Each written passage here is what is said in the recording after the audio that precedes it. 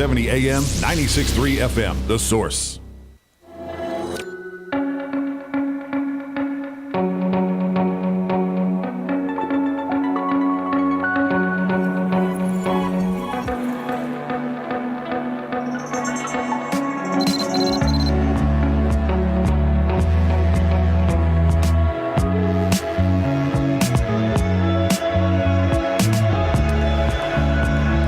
Thank you for tuning in this Wednesday morning. How are you doing? I want to share a childhood memory with you. When I was a kid, we'd go into the city a lot, New York City. We lived on Long Island, but the city was a place we went to. My dad worked there in Manhattan.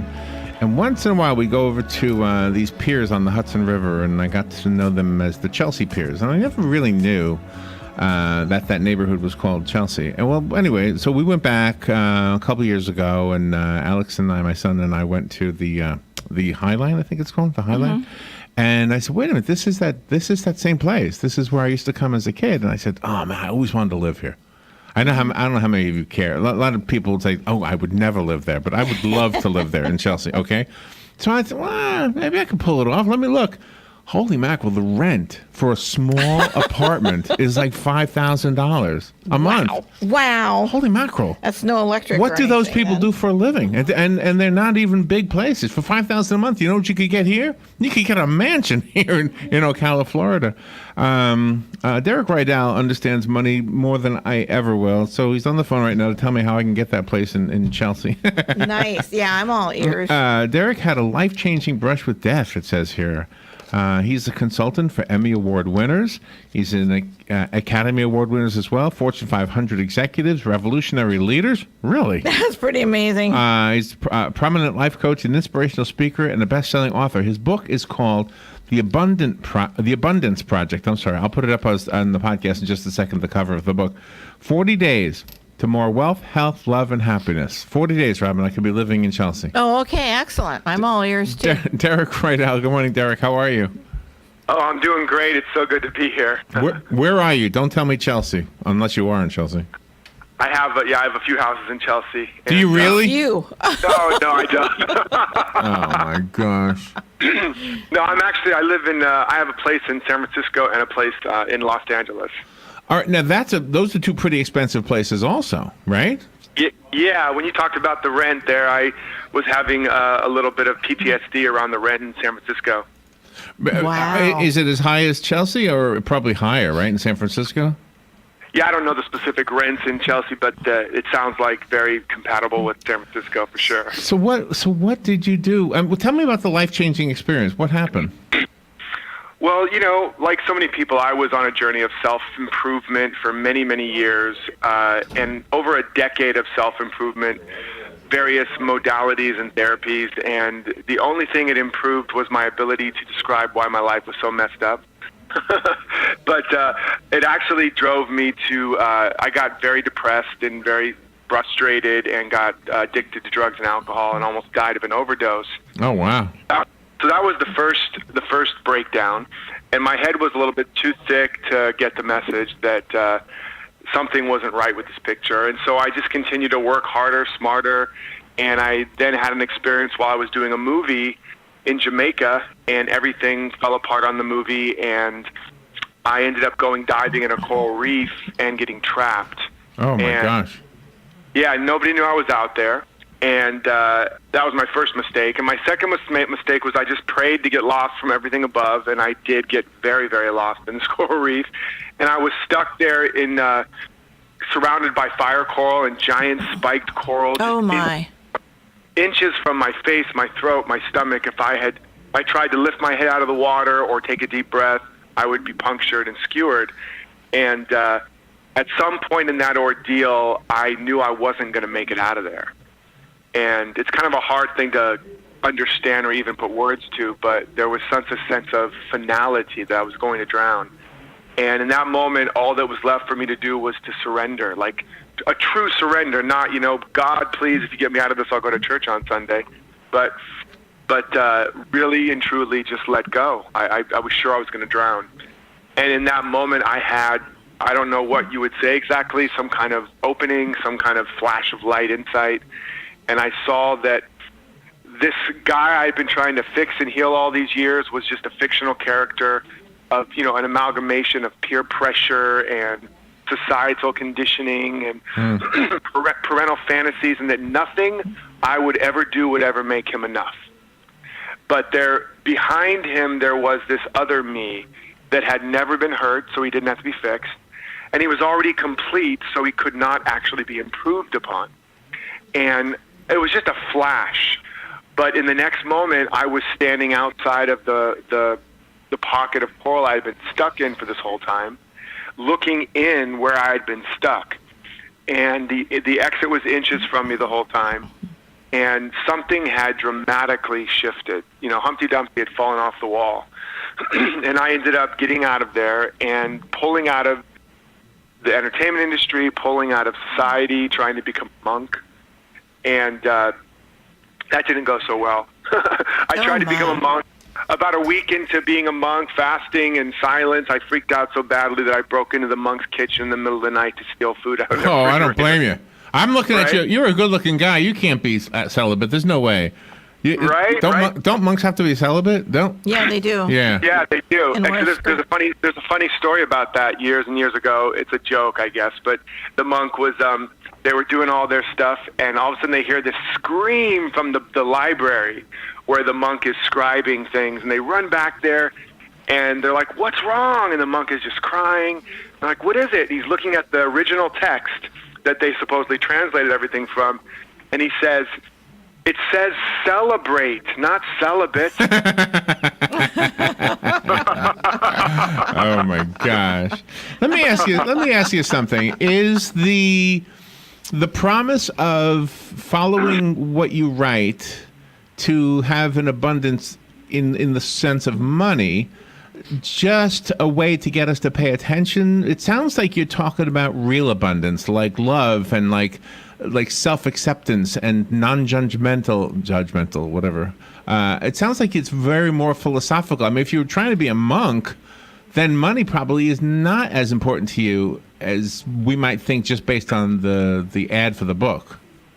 Yeah, well, it wasn't at that moment, obviously. What was more important to me was understanding this connection that I suddenly had, understanding this awareness of things that I suddenly had that I didn't have before. And it was an awareness that allowed me to suddenly go back and read a lot of the ancient teachings from Buddhism to Christianity to Taoism and suddenly understand them and be like, oh, that's what they're saying. And it was a very profound awareness that I ultimately called what I called emergence. Yeah. I saw that we have been taught that, we show up here kind of empty shells and we have to do a bunch of stuff and get a bunch of stuff to fill ourselves up. But that it actually works exactly the opposite, that just as the oak tree is already in the acorn, that highest potential is already in us. There's a seed of potential planted within us. And when we create the right conditions, it will naturally begin to emerge in our life, just like in nature, just like all of nature. So, well, I think those empty shells that you're referring to just don't happen in the beginning of life. I mean, it's always life-changing. I've raised 2 children. Then when they grew up and moved out of the house, they have their own families. That's an empty shell. When a person loses a loved one, that person dies. That's an empty shell. I mean, it's very, very difficult. Absolutely. Well, the idea is just that we didn't come here lacking anything, that we came here with everything that we need to be all that we were created to be, just like the oak, the acorn, or the apple seed, or whatever.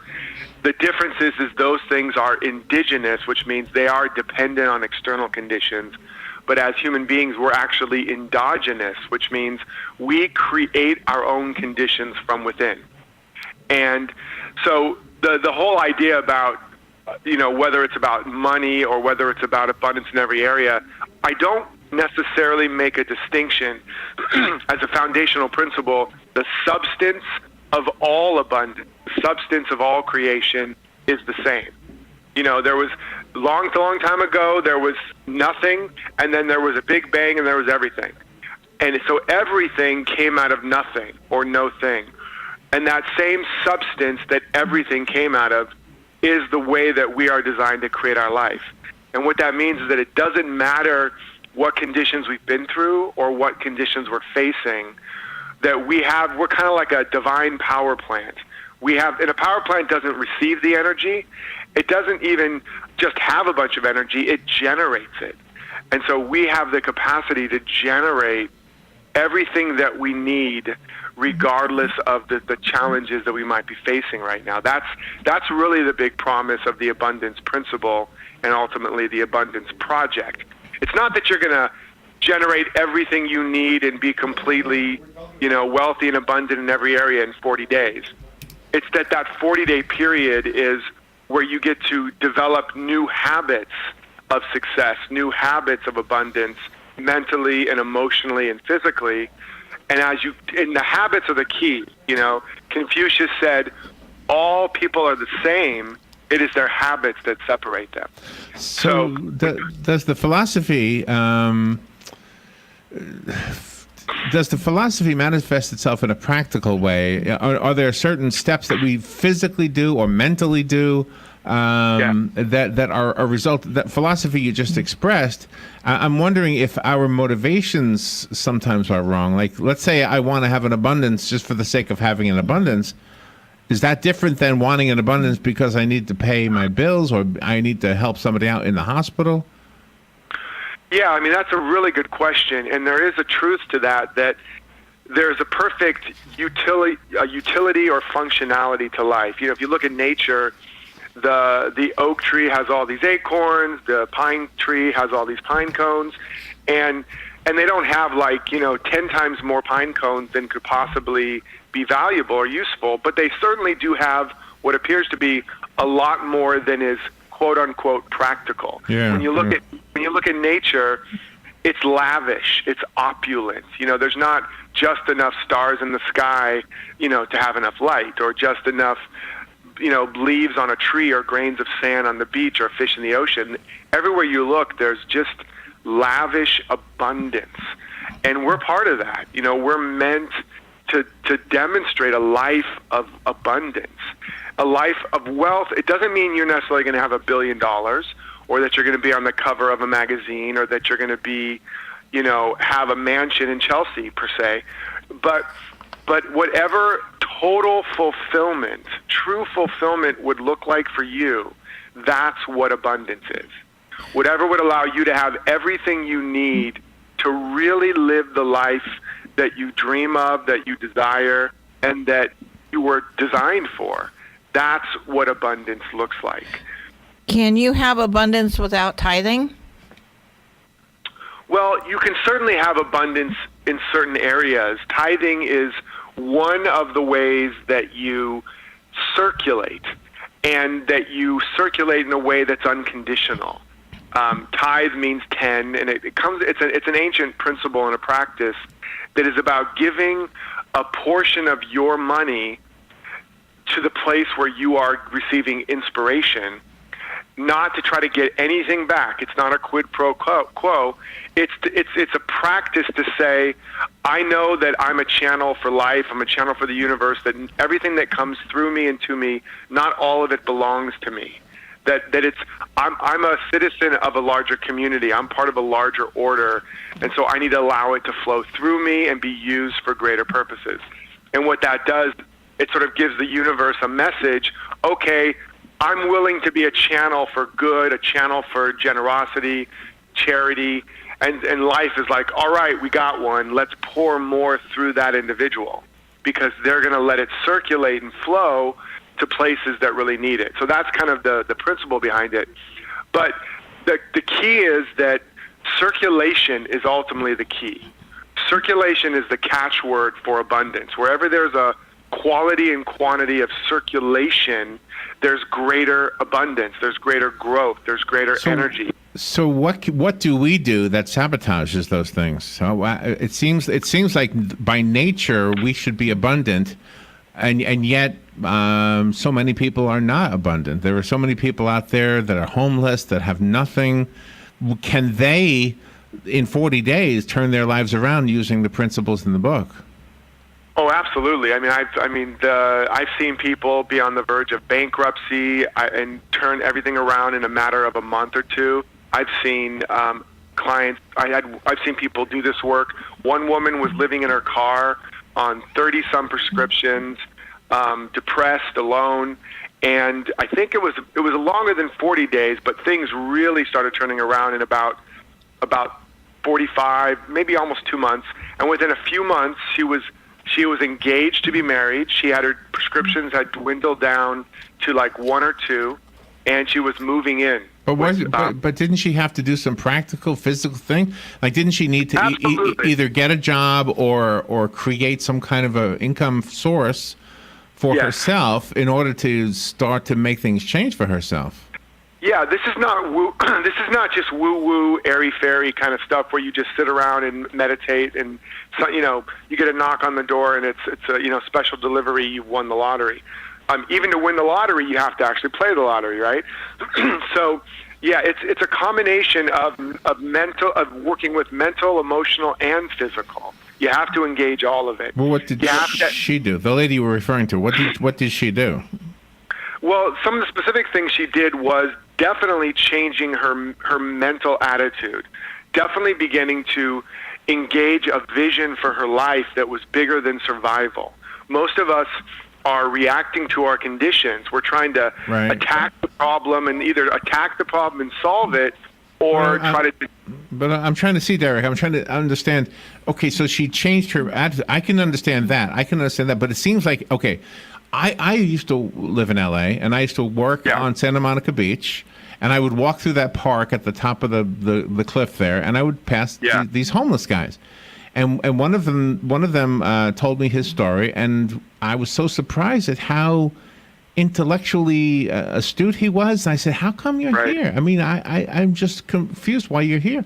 And I thought to myself, if I was ever in his position, I would get a job. I would clean up. I would do something to get out of it.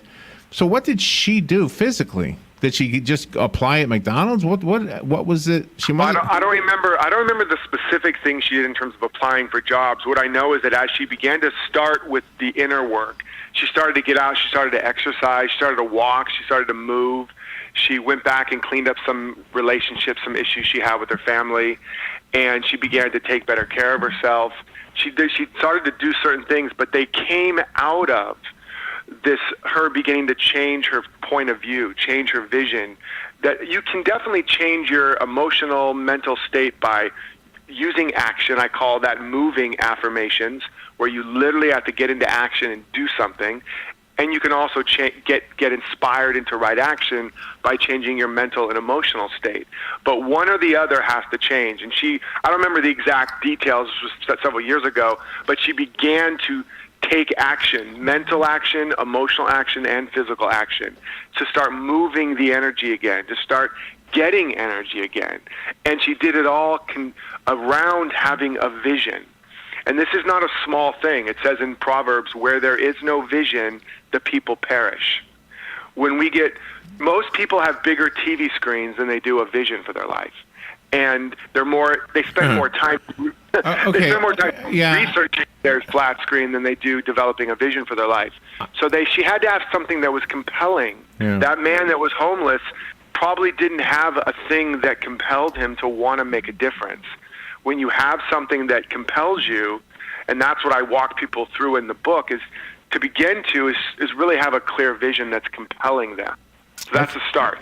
Yeah, I hear what you're saying, and if I were to give advice to somebody, I would simply say, go find a job. And that's not to be mean, but that's the best advice I could give somebody.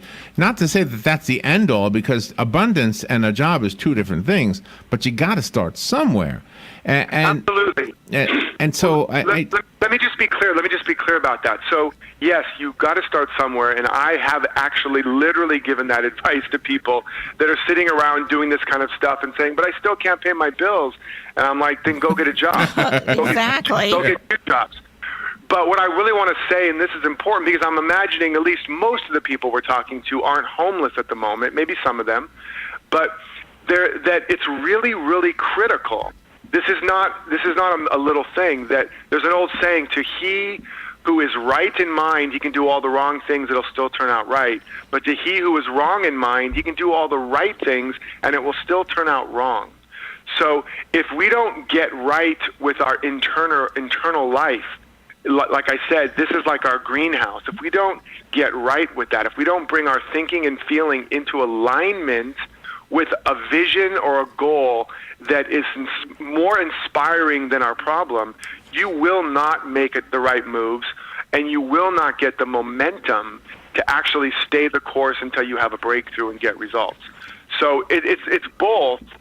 The prescription includes action, whether it's taking, exercising, drinking more water, eating better food, just, walking around the block, going to the library, going to a bookstore. I mean, there's all kinds of actions that this shows people what to do. But the mindset and the heart set is critical. I saw one of those portable marquees on the roadside once outside of a church, and it said, "God takes care of the tiniest sparrow, but he does not bring food to the nest." So you have to go get the food. Derek, I think you were on for Emergence. I'm just, something rings a bell. I think we did talk to you. I loved Emergence, and I think this is just an extension of that. I don't mean the word just in a diminutive way, but I think this expands on that. How about I say it that way? The Abundance Project is the title of this book, and Derek sent us a copy. I'd like to give it away so that you can start your path to abundance. I found it on Amazon. What's a good website, Derek? They can also go to www.theabundanceprojectbook.com. Okay. And when they get a copy there, they're also going to get over $1,200 in additional bonuses, including live coaching with me, a mastermind support group where you can get a lot of support and with other people who are working on their abundance project. And we're going to develop and design your abundance project together and get you, into this process where you'll start to generate more abundance in multiple areas or a specific area that matters most to you. And you also talk about forgiving, not just the different givings, whether it's to somebody else or by or to yourself, but you always talk about forgiving also. Yeah, absolutely. What you're referring to is the 7 gifts that give you everything, or the 7 wealth activators. I call them different names, but once you know some of the foundational things we're talking about, first of all, that abundance is not material, that it's energetic or spiritual or whatever. It's that invisible mechanism, the same type of invisible mechanism that allows the tree to turn raw soil into sap and flower and blossom. That invisible mechanism that the goose and the golden egg was trying to talk about. There's an invisible mechanism within us that we can generate this energy. The 7 gifts shows us where we can generate more of this energy in a very practical way. And that's the giving out, giving away, giving up, giving in, giving thanks, giving to yourself, and forgiving. And forgiving is a particularly interesting one because whenever there's debt in a person's life, there's almost always a story of unforgiveness behind it. And when you start to really heal those forgiveness and really have forgiveness for these individuals and these stories, including yourself, I watch as some of their debt issues start to clear up as well. So it's a very, very powerful aspect of it. I mean, if you think about it, when you're not forgiving somebody or yourself, you're saying, I owe you or you owe me. If you have a bunch of you owe me's or I owe you's, you have debt. Yeah, sure do. And so that shows up in people's lives a lot of times as debt, and when they can't get rid of their debt, and we go in there and use this tool to diagnose it, and they do that work, they find that abundance starts flowing more in their life, or the debt starts getting eliminated. Well, definitely more philosophical than most of our financial advice interviews are. Derek Rydall, thank you for your work and for sharing your wisdom with us. The book, again, is called The Abundance Project, 40 Days to More Health, Wealth, Love, and Happiness. And again, I found it on Amazon, and it's else everywhere books are sold, really. Derek, thank you for being on the air. Thank you, guys. I really appreciate it. Have an awesome day. Thank you. We'll be right back.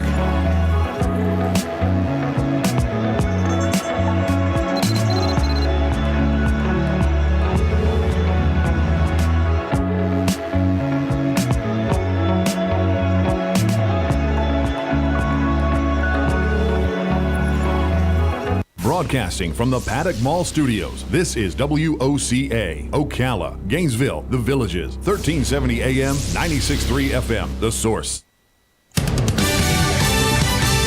Fox News Radio, I'm Chris Foster. There's been a bipartisan bill to tighten background checks for gun purchases on the back burner in Congress since November. President Trump supports it, according to White House spokesman Raj Shah. He says on Fox and Friends about last week's school shooting in Florida, you want to look at the background check system and anything else that might have been done. You have a scenario where a lot of people in the community were raising red flags about this individual, and you have the phone call to the FBI.